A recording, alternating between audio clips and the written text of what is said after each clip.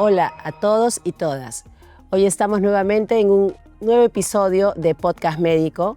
Soy la doctora Coralí García, directora del Instituto de Medicina Tropical Alexander von Humboldt. Se ha registrado en estos meses del año un importante número de personas que han enfermado de la fiebre amarilla y que han fallecido. Y privado sobre un incremento de casos de fiebre amarilla. ¿Hay brote o hay riesgo de la fiebre amarilla? Ese es un tema muy importante en la salud pública y es el motivo por el que hoy hemos invitado para hablar de esta enfermedad y de cómo se previene al doctor Enrique Cornejo, quien es profesor de la Facultad de Medicina de la Universidad Peruana Cayetano Heredia y médico asistente del Hospital Cayetano Heredia. Muchas gracias, Enrique. Muchas gracias por invitarme, doctora García. Bueno, tenemos que empezar por el principio. ¿Cómo es que una persona adquiere esta enfermedad? ¿Cómo adquiere la fiebre amarilla? La fiebre amarilla es una infección causada por un virus que se transmite a las personas a través de la picadura de mosquitos. Entonces, lo que ocurre es la persona es picada por el mosquito y a través de la picadura el virus entra a la sangre y causa la enfermedad. Entonces, nos comentas de la picadura de insecto, de la picadura de mosquito en específico, pero ¿qué actividades son las que las personas tienen que hacer para exponerse a estos mosquitos? Basado en los últimos casos que se han visto. Claro, cuando hay brotes, la mayoría de veces lo que se observa es que el grueso de las personas afectadas son personas que están trabajando en zonas rurales de la selva, trabajando al aire libre. La gran mayoría son varones en población económicamente activa, ¿no? Entonces son trabajo al aire libre en zonas donde se transmite la fiebre amarilla, que en nuestro territorio es mayoritariamente áreas de selva, ¿no?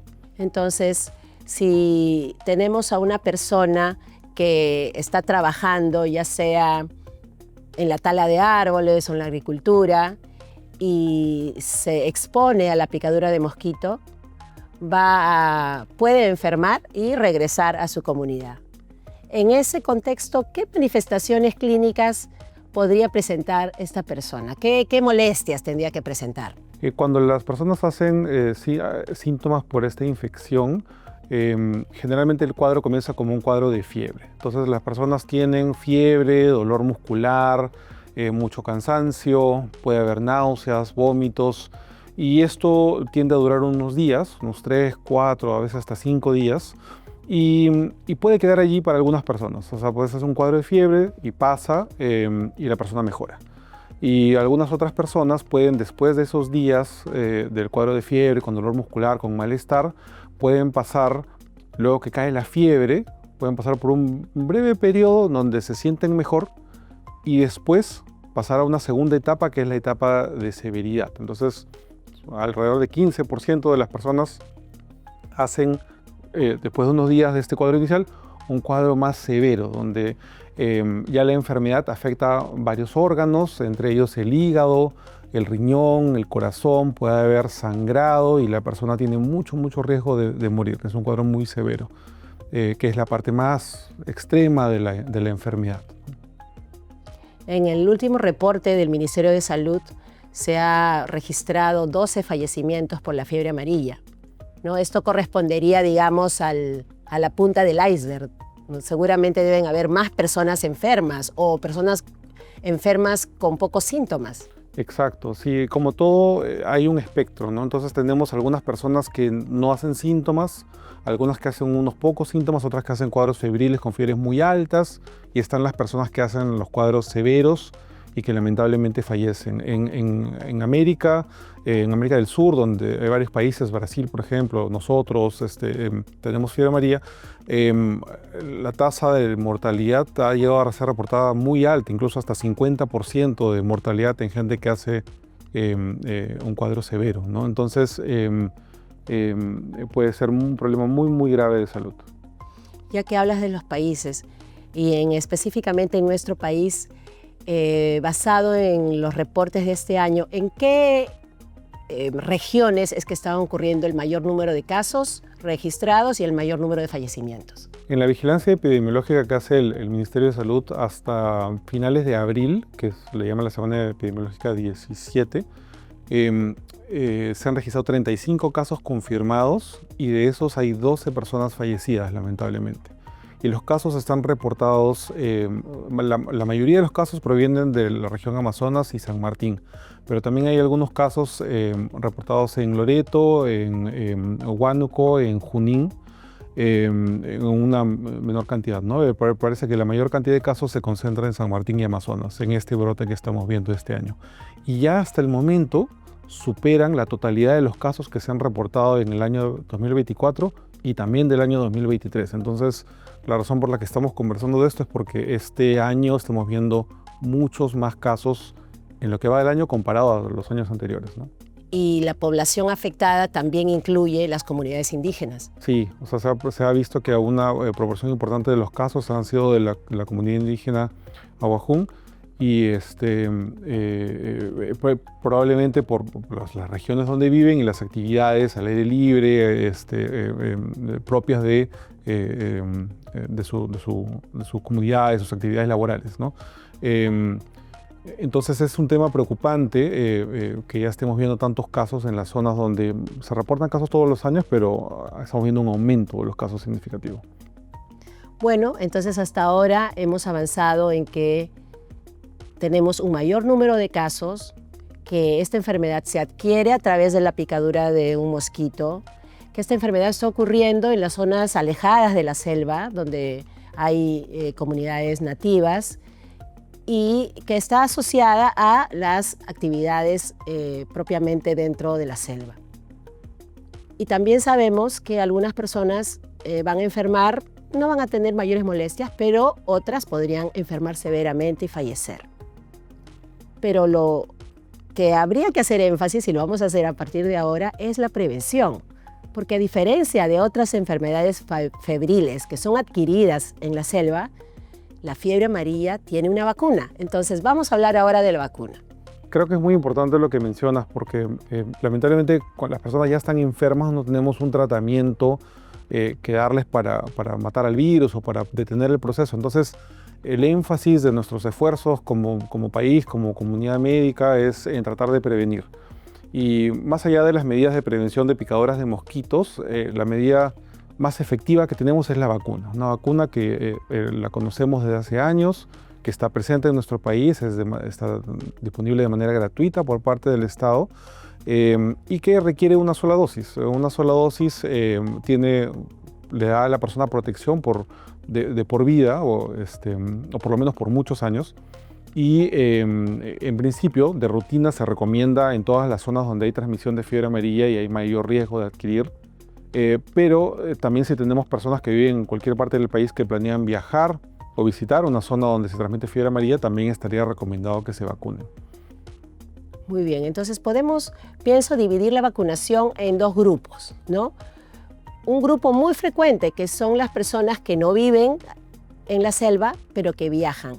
Y pueden viajar por temas de turismo, ¿no? Por 3, 5 días, o pueden ser personas que hayan encontrado un trabajo allá y estén yendo a radicar. ¿Qué consideraciones habría que tener entre el día de colocación de la vacuna y la fecha de llegada al lugar al que planean ir las personas? Digamos, como un plan que debería tener cualquier viajero que va a ir a la selva. Claro, muy importante la pregunta porque a diferencia de otras intervenciones que hacemos en medicina, las vacunas no actúan inmediatamente. Entonces, desde que la persona se pone la vacuna, tiene que haber un espacio de tiempo de como mínimo 10 días entre la colocación de la vacuna y la fecha donde yo voy a ingresar a la zona donde estoy en riesgo de adquirir la fiebre amarilla. Como mínimo 10 días. Lo ideal es que lo podamos hacer 2, 3 o 4 semanas antes de la fecha planeada de viaje para permitirle a nuestro cuerpo hacer anticuerpos y estar más protegidos contra la infección. Muy bien, entonces a todos los viajeros no solamente hay que ver para ir a la selva los temas cotidianos de un viaje, sino también considerar la inclusión de la vacuna para la fiebre amarilla. Y cuéntanos, ¿qué una familia donde ahí están los niños, están los abuelitos, está papá y mamá. ¿Cómo sería la vacunación? ¿Va a ser para todos? ¿A qué edades son las personas que se vacunan contra la fiebre amarilla?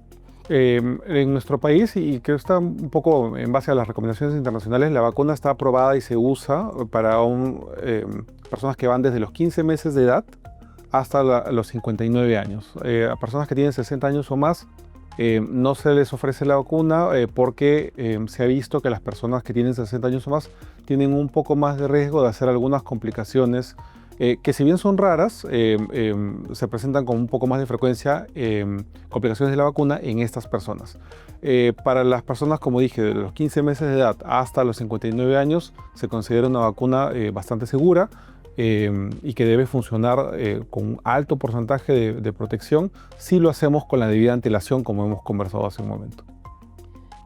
Muy bien. Perdona, sí que me dijiste otra consideración, disculpa, me olvidé de mencionar que aparte de la edad, hay ciertos grupos de personas que no pueden recibir la vacuna y es las personas que tienen la inmunosupresión o las defensas bajas, por ejemplo, es un grupo importante que deben ver el tema de la vacunación discutiéndolo con un médico. Correcto. Entonces, porque no todas las personas que tienen algo de las defensas bajas tienen las mismas características. Entonces, aquellas personas deben discutir con su médico si la vacuna es apropiada o segura para ellos. Pero si no tenemos ninguna de estas condiciones, la vacuna no debe ser un problema. Y un último grupo es aquellas personas que tienen historia de alergia a el huevo o a la proteína del huevo, porque en el proceso de fabricación de la vacuna se utilizan huevos de gallina y puede haber las personas que son alérgicas al huevo o a alguna proteína relacionada a eso,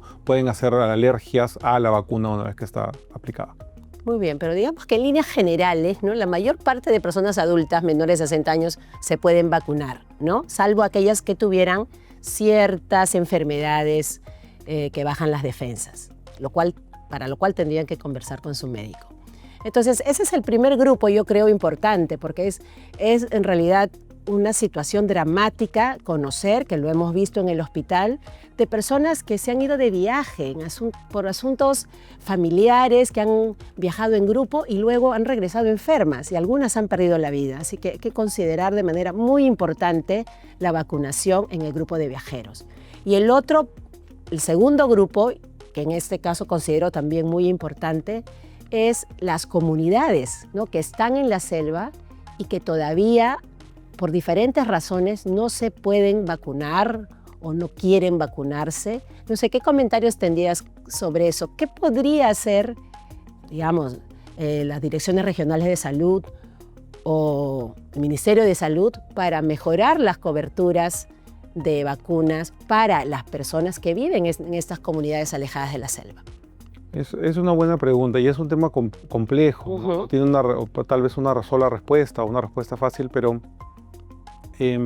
digamos, en principio, la fiebre amarilla está contenida en las zonas profundas de la selva, porque es un virus que está y se transmite también en otros animales. Exacto, no habíamos hablado de eso, pero de repente cortamos. ¿Qué otros animales, qué animales también pueden ser afectados por el virus de la fiebre amarilla? O sea, principalmente los que llamamos los primates no humanos, ¿no? O sea, los monos o otros primates tienen constantemente transmisión del virus por otros mosquitos que son propios de la selva y tal vez no enferman de la misma manera que enferman los humanos. Entonces se mantiene allí transmitida, se mantiene activa la fiebre amarilla. Exacto, y si tenemos por ejemplo comunidades nativas o tal vez personas que viven ya en zonas rurales o semirurales que están muy cerca a estas zonas de selva donde se transmite la fiebre amarilla en animales, eventualmente, como los mosquitos pueden entrar en contacto también con los humanos, comenzar un brote entre humanos. Entonces, estas regiones donde hay transmisión todos los años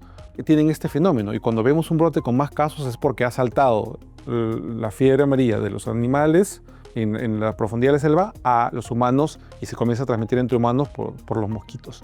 Entonces, en estas zonas donde hay el riesgo de que salga la fiebre amarilla hacia digamos, los grupos humanos, es donde tiene que haber mayor protección por vacuna. O sea, si tengo mucha gente protegida por vacuna, funciona como un muro de contención para la fiebre amarilla que está tratando de salir hacia afuera de la selva, digamos.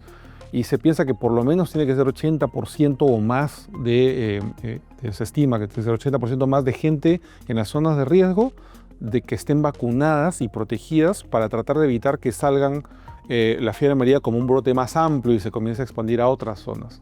Entonces, deberíamos vacunar al menos al 80% de personas en riesgo. Exacto, el énfasis tiene que estar como primer paso en vacunar a ese nivel de cobertura en las zonas donde hay mayor riesgo de transmisión.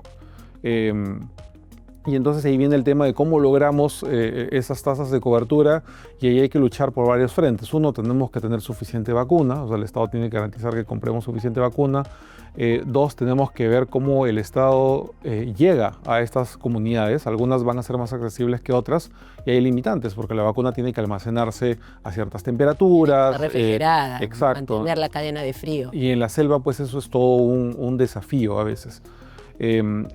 Y también está el tema de si llego con mi vacuna, de si el ciudadano, el poblador va a querer vacunarse. Entonces, a veces hay desconfianza en las vacunas, a veces hay creencias cerradas sobre las vacunas, entonces tenemos que hacer un trabajo de educación en la comunidad de los beneficios de esta vacuna, ¿no? Muy importante, sobre todo lo que comentas, porque estamos hablando además de poblaciones indígenas, Así es. a la que tenemos que llegar también, ¿no? Y que podrían haber algunas barreras de lenguaje o barreras culturales, pero que deberían trabajarse con los diferentes profesionales de la salud para poder pasar por encima de esas barreras y lograr que finalmente las personas se puedan vacunar. Así es, así es. Muchas gracias, Enrique. Creo que hemos tenido una muy interesante conversación sobre el problema de la fiebre amarilla en estas semanas, en estos meses en el país. No solamente los síntomas y signos que hemos revisado, sino, muy importante, el aspecto clave en el control de la fiebre amarilla en el Perú es lograr que las personas que están en riesgo de contraer la enfermedad se vacunen. Tanto los viajeros como las personas que viven en las comunidades alejadas de la selva, incluyendo las comunidades indígenas. Hay muchos retos para que las personas que viven en esas áreas reciban la vacuna y esa vacuna llegue a sus hombros. Pero tenemos que pasar ese reto. Ya hemos pasado el reto del COVID y hemos logrado vacunar a muchísimas personas. Así que creo que aunque esto es un reto para las autoridades de salud, es un reto que se debería tomar para lograr que ninguna persona más adquiera la fiebre amarilla. Muchas gracias a todos. No se olviden de seguirnos a través de nuestro canal digital, cayetano.plus, y también a través de Spotify.